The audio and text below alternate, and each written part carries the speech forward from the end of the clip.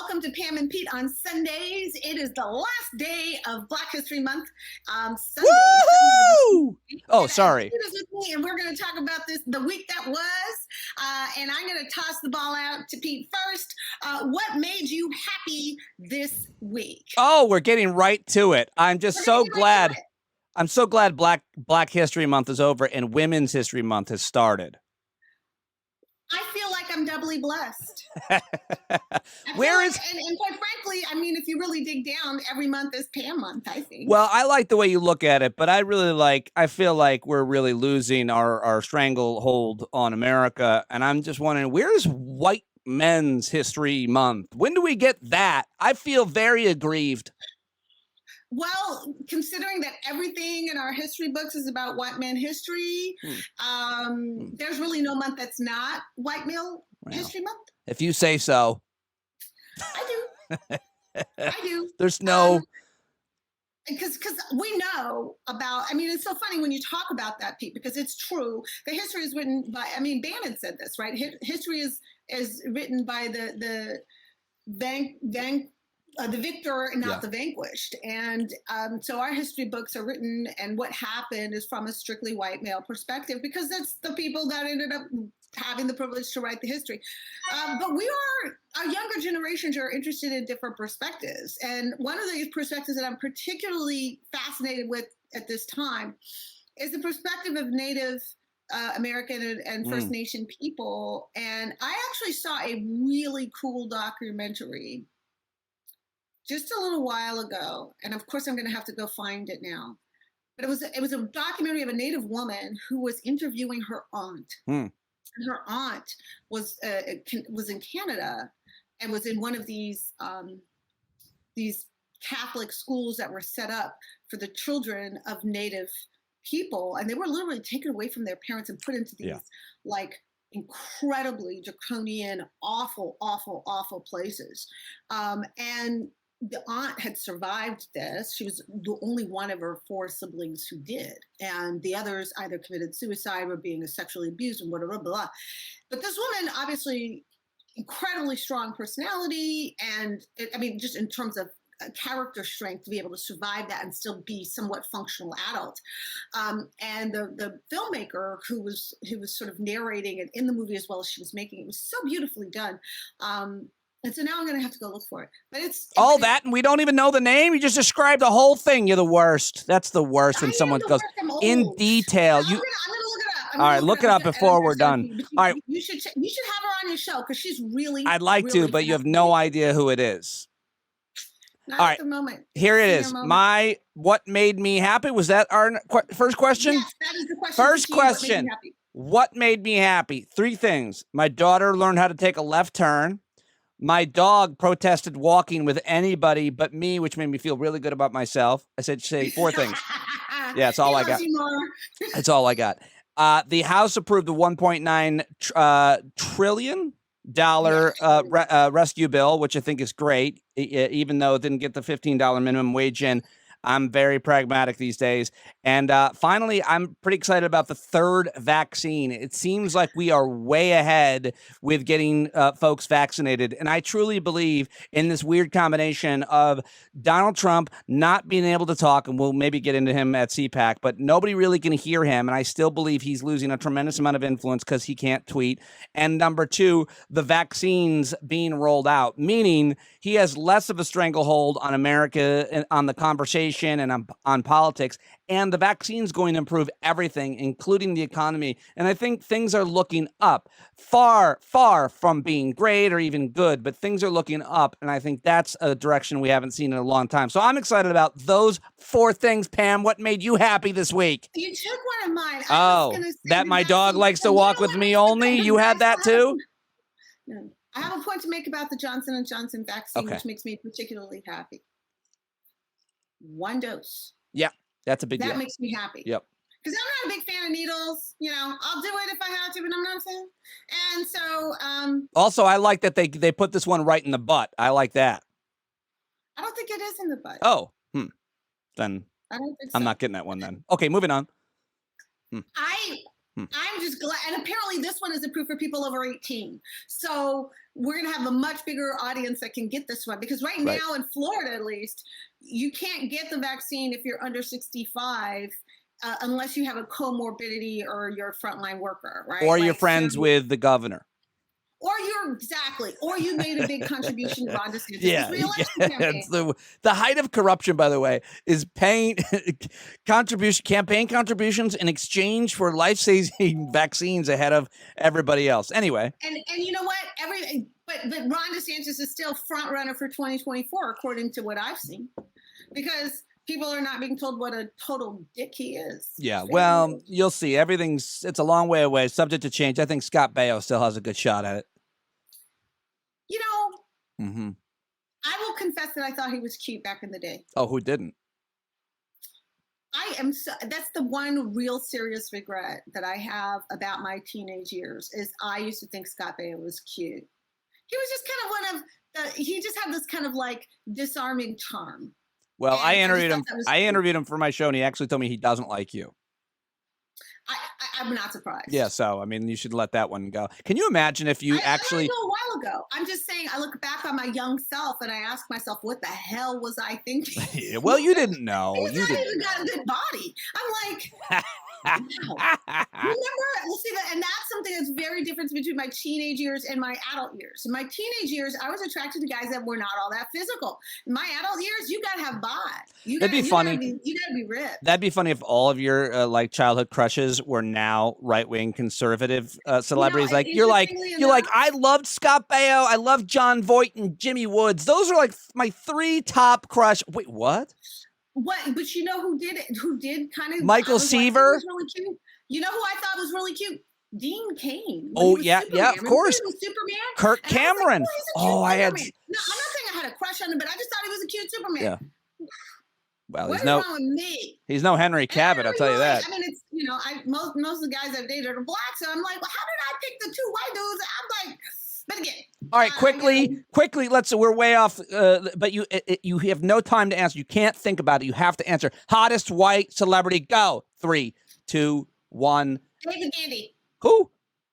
He's a male model. Who? Hot. Who? Hot. David Gandy. Google it. He's hot. All right. Everybody Google it. Fair enough. Oh my God, he looks just like me. That's so weird. Hottest white male model ever. Yeah, I get told I look like David Gandy all the time. I was playing dumb. I know David Gandy. Yep. Hot. Yep. Okay. Who? Okay. So I asked you the same question. Who's the hottest black woman? Period. Oh God, I could be here for a very long time. Ask me what week. Right now, I'm crushing on, I don't know her last name, Patina Miller, I think. She's on Madam Secretary. She's pretty stunning, and she can sing. And I think even if like you're moderately good looking, if you can then sing really well, I feel like man or woman, you go up in the sexy automatically. Like you could have a snaggletooth and one eye. If you can sing, I'm like, I'm just telling you, she's pretty hot. Okay, I'm gonna give you that one. Yeah.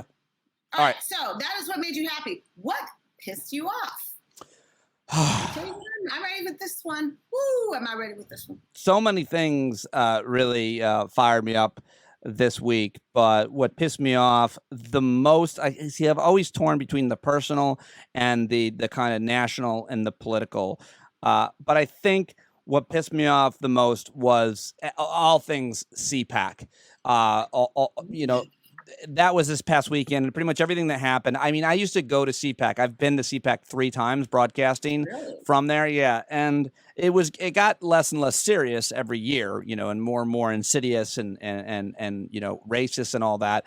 But this year was just absolutely insane because they've mainstreamed the QAnon conspiracy theories and the big lie. And so I kind of stayed out of it and didn't watch too much. But from what I watched, I got pretty pissed off. I really think that I don't condone violence, but nobody seems to have a more punchable face than Josh Hawley. And because he's kind of handsome, you're wrong. It's Ted Cruz. No, that's too easy to say. We know that though. So I went a little bit less expected. But you can't change the You're facts not wrong. just because You're it's not entertaining. wrong. You're not wrong. I'm sorry, but it's Ted Cruz. Most punchable DOP is clearly Ted Cruz. You're not wrong. It has to be. It has to be. I'm sorry. I just disagree. Yeah, no, you technically are not wrong, and the judges have decided that. But Josh Hawley really is a new face. He could be a close second, but he can't be. He can't be first. So what pissed me off this week? I'm sorry. What, Pam? What pissed you off this week? Oh, I'm glad you asked me. Yeah. See, what happened was not all that long ago, a journalist named Jamal Khashoggi, who is a Saudi national but was a U.S. resident, got tricked into going to Turkey because he was trying to get remarried, and he had to do something with his divorce papers, and they wouldn't give him any papers to prove that he was divorced. So he had to go pick him up at a Saudi consulate. And when he got to the Saudi consulate, he got surrounded by a bunch of Saudi henchmen, and they basically tortured, dismembered him alive, and slaughtered him, put him in a bunch of bags, and disposed of his remains. And this was all done according to the latest revelation. Not that we didn't know, but this was all done at the behest of Mohammed bin Salman, the crown prince of Saudi Arabia, and obviously with, I think, inside help from Jared Kushner and Trump. Now, that's not proven yet, but I believe. Well, I don't know if it's inside help. I think they covered it. I don't think they participated in the actual assassination. But see, I think there probably was some inside help because you had to get the consulate to participate in that. And so anyway, long story short, there was a report that was released this week by the Biden administration that said, yes, this was ordered by bin Salman. Yes, they staged this whole thing out of a business that he had seized from somebody because he can do shit like that. And the part that pissed me off was that the conclusion is we're going to be mad at him and we're going to just deal with his dad, the king, and not the crown prince. And that's pretty much where we're going to leave it. And my understanding of this is that they don't want to end up in a diplomatic denouement with the KSA, Kingdom of Saudi Arabia, which is obviously a big trading partner of the United States. They buy a lot of our weapons. We buy a lot of their oil, etc., etc. But that pisses me off because there are things that we could do to send a very strong message about crap like this that falls short of breaking the diplomatic relationship between the KSA and the United States. For example, we could declare him individually persona non grata in the United States. We could seize his U.S. assets. We could ask our friends and allies to declare him persona non grata where they are, and we could refer him to the Hague Tribunal for trial. And the Hague will determine whether there's enough there to prosecute him for a war crime or a genocidal act or whatever, a crime against humanity, whatever. And so it just annoys me that once again, we are choosing to put the rich and the powerful above the law. And we cannot keep saying that we believe in equality and we believe in justice. And then when it comes to complex situations like this, where there's a diplomatic component to it, we decide that we're going to allow the placing of the wealthy and the powerful above the law. Because if you keep doing that, then what you're really saying is that the rule of law doesn't actually apply and there really isn't equality. And I have a problem with that. So that pissed me off. I'm hoping that pressure on the Biden team will cause them to rethink this. Again, I don't see KSA breaking off negotiations with the United States of America. We're the biggest, we I don't think it's about, but you know a lot more about these things than I do, although I study them pretty closely, but you understand diplomacy obviously a lot better than I do. But I do think you mentioned arms sales and Yemen, I think you mentioned, but I think the real alliance there, the real dirty secret is that they are on our side against Iran, and Iran is more of a foe than. And so we need them, and not only that, Al Qaeda and the sympathizing with certain extremist elements. Here's what I'm going to say about that. Yeah. Here's what I'm going to say about that. KSA is actually not the entity that is keeping Iran in check, right? To the extent that there is an entity keeping Iran in check, right? KSA plays both sides of the field. Because it actually likes the fact that Iran is funding these proxy skirmishes all over the world because it keeps them in power. Like it's not cut and dried by any means. Money from the KSA flows both to Sunni sort of splinter groups and Shia splinter groups, even if they're staying in the moment that they have this sort of orthodox anti-Shia element. It's not true. They're not. It's not black and white like that. Moreover, we can contain Iran without, okay, say like there are other things that we could do to contain Iran. One of them is to actually reopen diplomatic relations, because my instincts tell me that they really want to get back into that Iran nuclear deal, because they would rather have actual economic stability in their country. That's what my instincts are saying. So why would we go play footsies with the freaking murderer when we don't have to? Like, I'm sorry, but I disagree with this decision. That doesn't mean I hate Joe Biden or I'm against Joe Biden. I am allowed to disagree with the decision that he makes. He has more information at his disposal than I do. Fair enough. He's got experts at his disposal. Fair enough. But I've lived a lot of years in that part of the world. And it's naive to think that given bin Salman a pass now is being well received across the Arab world. No, it's not. Because there's a lot of folks out there who don't like bin Salman. And some of those folks have information that we want on ISIS, Al-Qaeda, Jamal Islamiyah, and all of these other splinter groups. Right? So it's not like it's the leadership of the KSA that has the information that we want. It's the ground workers in Kurdistan who have the information that we want. So I say appease them first. Right? Because they're the ones who know where the terrorists are hanging out, where the insurgents are hanging out. It's not bin Salman. It's like, it's not him. Well, I hope we are appeasing. I hope we're making friends with the Kurds again. I highly doubt it. I mean, why would they ever trust us again? Well, that's a good point. So fool me once, fool me twice, fool me 10 times. I'm on the record of saying that I'm an American who supports a free and independent Kurdistan. Well, me too, but I don't think we're ever going to see that in our lifetime. They just don't have enough resources, power, influence. Pete. Things change. One never knows about these things. Okay, so what did you learn this week? I learned so much this week, as I do every week, but I learned that the key to fighting criminal justice, the key to criminal justice reform is all the way through public defenders. And I want to scream from the rooftops that public defenders are the heroes of this equation, and they know what laws are unjust and need to be changed. And this week I interviewed a public defender from Virginia named Brad Haywood. I've talked to several public defenders over the past year and getting to know more about the work that they do. But we need lobbyists to do good things. Poor people and those who have been incarcerated need lobbyists. We don't often think about these people. It's supposed to be the elected officials. Well, I plead with those who could care less about incarceration or victims of the criminal justice system to say, even if you don't care about these people, even if you're that heartless and that selfish, then you should think about how much money we are wasting on our criminal justice system. So I learned this week, just to recap, the key to criminal justice reform is through public defenders. Talk to public defenders. There are amazing public defenders all over this country who are lobbying in their state legislatures to actually get laws changed. And I highly recommend, if you don't know a public defender by name, find one, make friends with them, and learn from them and support whatever work they are doing. Absolutely. You know, my first gig as a lawyer altogether was criminal defense, and it was public defender in the sense that I was assigned to my wards, if you will, my clients. And so I completely echo your sentiment. I'm glad to hear that, because I would have been devastated if you pushed back on that one. I would have been like, what did I miss? Yeah, no, I'm with you on this. And I personally feel like I'm like the people's lobbyist, because everything that I do is like writing and advocating legislation that I know is going to fix some of these systemic things. Because, you know, I think big, and I don't accept that we have to live with anything.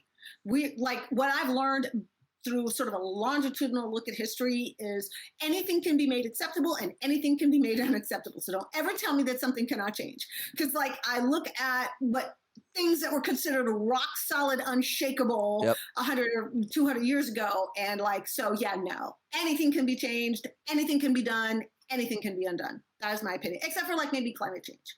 Like that, Mother Nature can be real attitudinal, which by the way, is there are two things that I learned this week. First of all, I learned that this big ass ice shelf broke off from Antarctica. And it's like 3 Delawares or something like that. It's huge. And it's a problem. It's actually more exciting to hang out there than Delaware, though. Surprisingly, a lot of people don't. apparently, know that. but I'm not into cold weather, so it's not for me. I'm telling you, the But, glacial, the climate change glacial parties are something. I want to know what impact that's going to have. Because if it's just like a big old sheet of ice and it just dumps in the ocean, would it raise? Because that's, when you put an ice cube in a glass of water, the level of the water goes up. Is it just the same kind of thing? No, it's not. It's not. That's not how it works. I actually said what you said out loud on a national radio show, and the ridicule I received on social media after that was well deserved, and I hope you get the same. I highly doubt that, but I mean, if there's one thing, no, hold on a second. Hold on a second. I've always had you as someone who knows a lot about a lot of things, and I feel like you just revealed that you don't know about physics. Now, I don't either, but I was corrected for what you. Hold up. Are you? You just said that if you put an ice cube in water and it melts, the volume. Are you trying to tell me that when you put an ice cube in a glass of water, the level of the water does not go up? I know you're not trying to tell me that. I'm not telling you anything anymore. Thank you. I learned that. The other thing that I learned of extreme importance, well, sort of extreme importance, is that I learned that the stage at CPAC was designed to mimic a Nazi symbol. It certainly does look like it.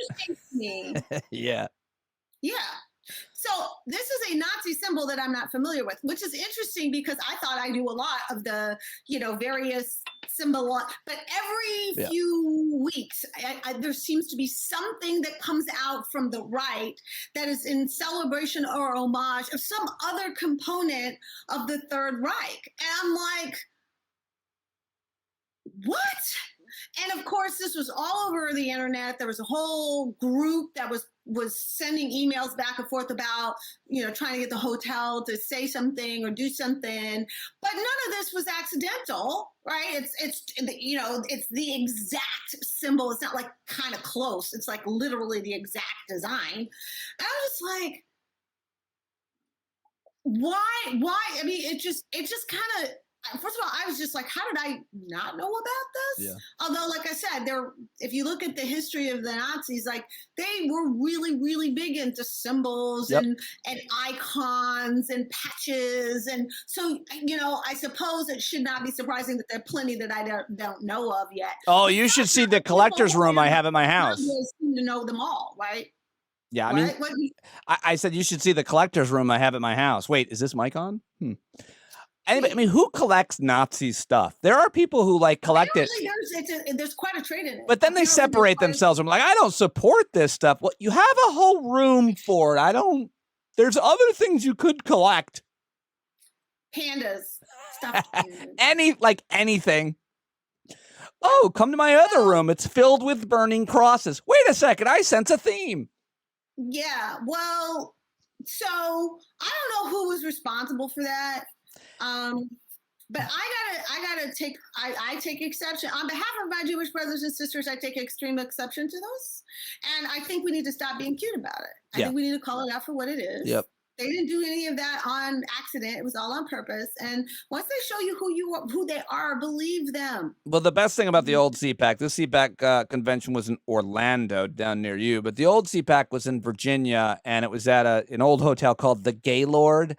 And, I know I'm 6 by laughing at that, but the irony of conservative Republicans gathering in a Gaylord named hotel was never lost on me, and it was always funny to me. CPAC was at the convention center. Was it not at the convention? It used to be it was for years at the Gaylord. I always went to the Gaylord and saw people who were Gaylords but pretended that they weren't and tried to minimize gay people. Was at the convention center because remember it was a super spreader event. It's like one of our first real big super spreader events where people were like, oh yeah. Can we just for the rest of the time just talk about the name Gaylord and how much of a struggle that must be if that's your last name and you're a young boy growing up in America? When I was a kid, I thought that name was we used to call each other Gaylord all the time. Are you not ashamed of the things you said as a young person? Yes. Well, no. Because I am. I'm not ashamed of them. No, because I didn't know better. I didn't know better than to say, we said the F word. I knew it was an insult. I mean, that we used it as an insult. I We didn't. did. I didn't realize it, and I think when I did, I'm gonna go ahead and go out on a limb and say my conscience is clear. When I realized that certain things were hurtful, I think in my life, I think I've generally been like, oh, I'm just gonna straight up own it. When we called somebody a fag, it was meant to be a put down. When we called somebody gay, it was meant to be a put down. I look back on that yes, now, it was, but I didn't know what it meant. It was meant to be a put down, but I didn't know what it meant. I didn't know the history of it, and when I found it out, I absolutely felt when people tell me that certain words, specific words, had a lot of weight to them and they hurt people. I mean, certain words you knew, like the N word. Pete, I'm sorry. I mean, you were just a nicer guy than me because I absolutely knew we were using the word to be the worst insult you could throw at a guy. That was the worst. And the thing that breaks me is that my brother is gay. I mean, my brother is gay. He's happily married. And I love my brother-in-law, you know, and to think that I use that kind of, because I wasn't trying to be nice. If I called the guy a fag, I was trying to be an asshole. Right. And I was. We would say things. We would say certain things were gay that had nothing to do with anything. Like, dude. I mean, but I'm just saying when you used it as an epithet towards somebody, it was an insult. It was meant to be an insult. I am not going to try to walk that back and say it wasn't meant to be insulting. It was. It was the worst put down you could give to a young guy.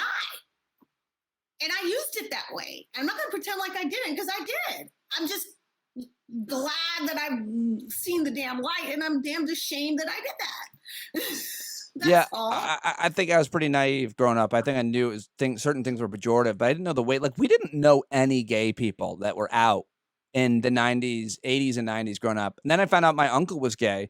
When I was like 14, my cousin goes, you know, Uncle Jim's gay? And I remember just sitting there for a while. I was like, what? He's gay? She's like, yeah, are you serious? You didn't know that? I was like, oh, that explains why he never married a lady. And she's like, ugh, and just left the room. And that was it. I mean, that was the first gay person I knew. To the thing that I'm looking for. I haven't talked to him since I found out he was gay, though. I'll tell you that right now. So it's a good segue into what am I looking for? He never calls me back, as a matter of fact.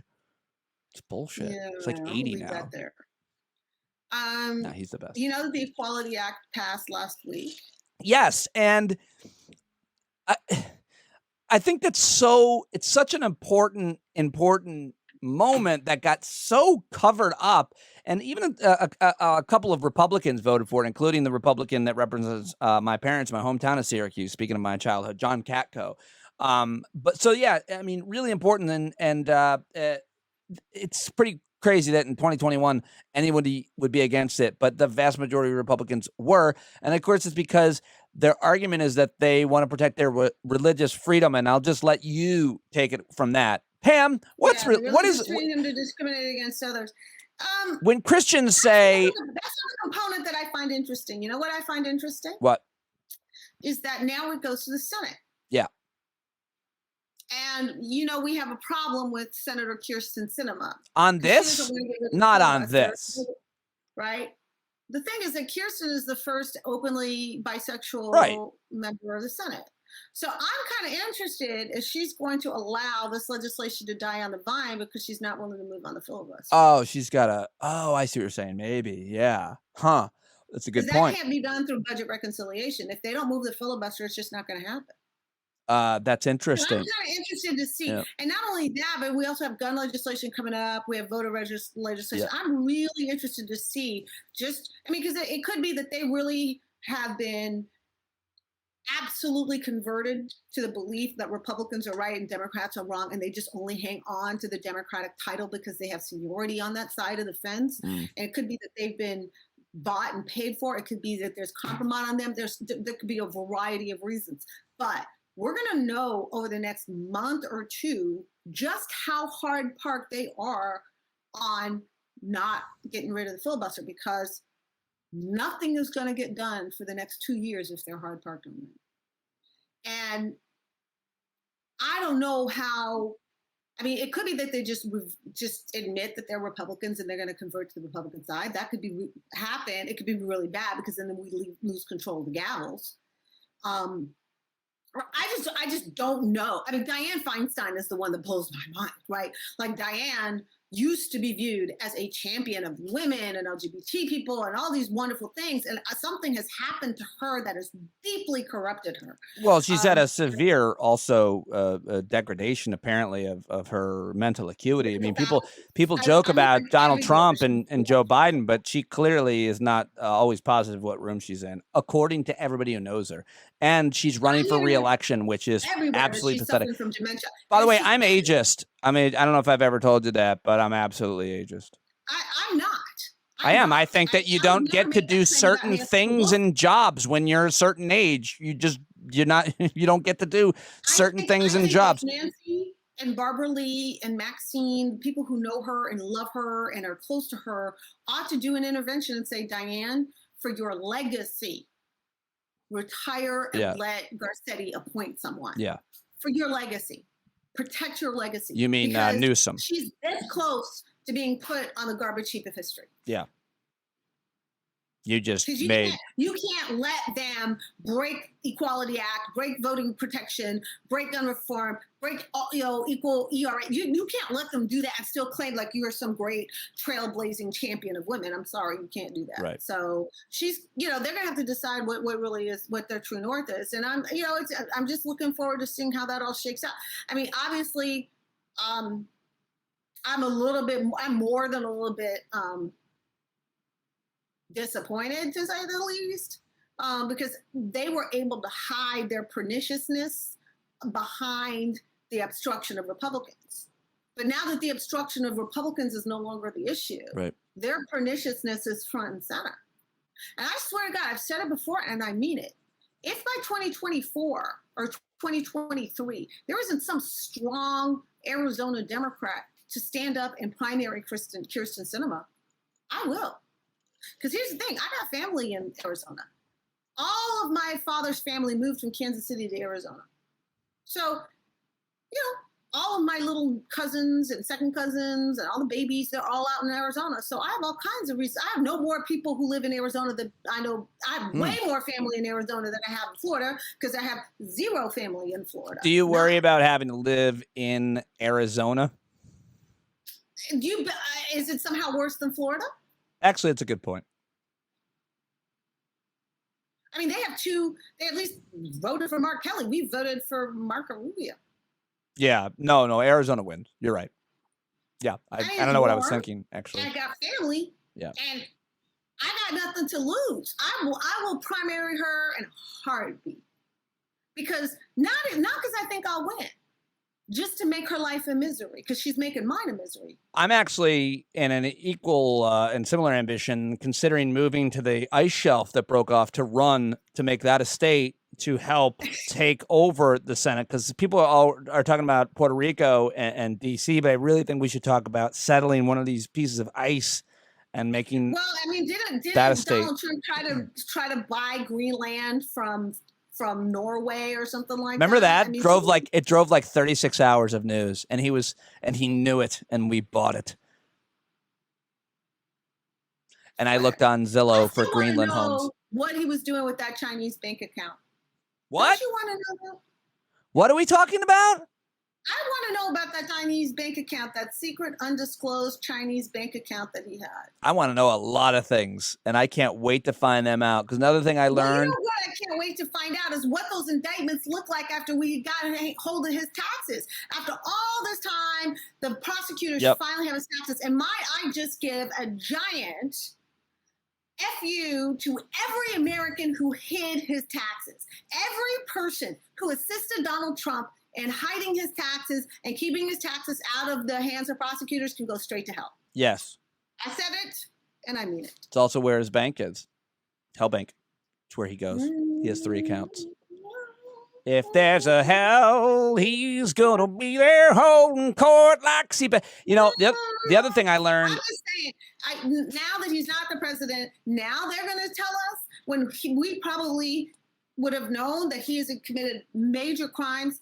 All this time, the number of people involved, the list of names of people who protected him and his taxes, from judges, prosecutors, intelligence people, IRS people, people in the White House. The list is hundreds of names long, and every single one of the names on that list needs to go straight to hell.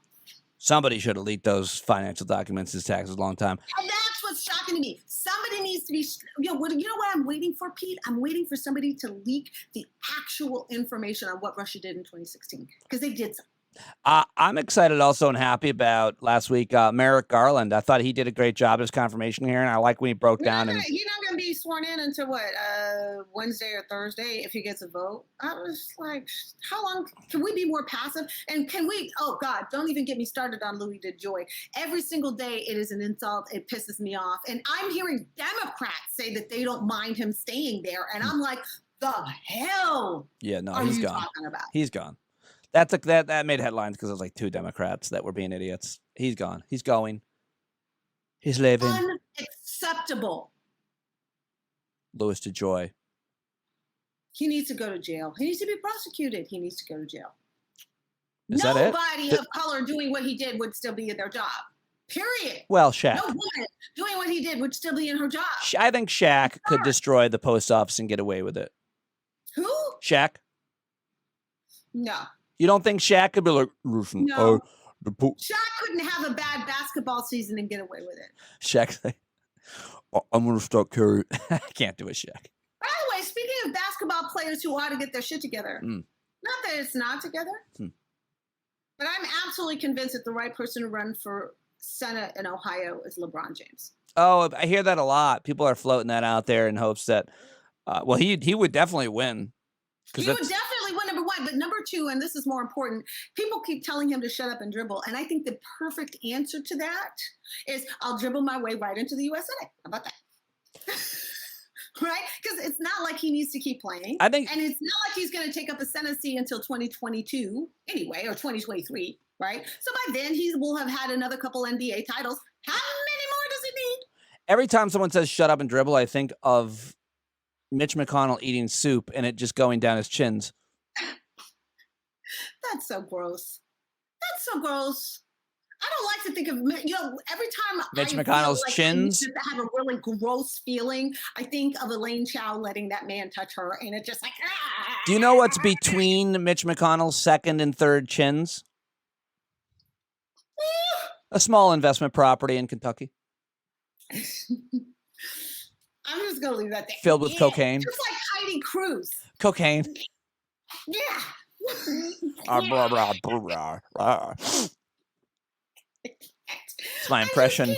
And now we know our conversation's fully gone off the rails. And now my impression of Mitch McConnell sniffing the cocaine he's keeping between his chins. Oh my God! Okay, stop! Sorry.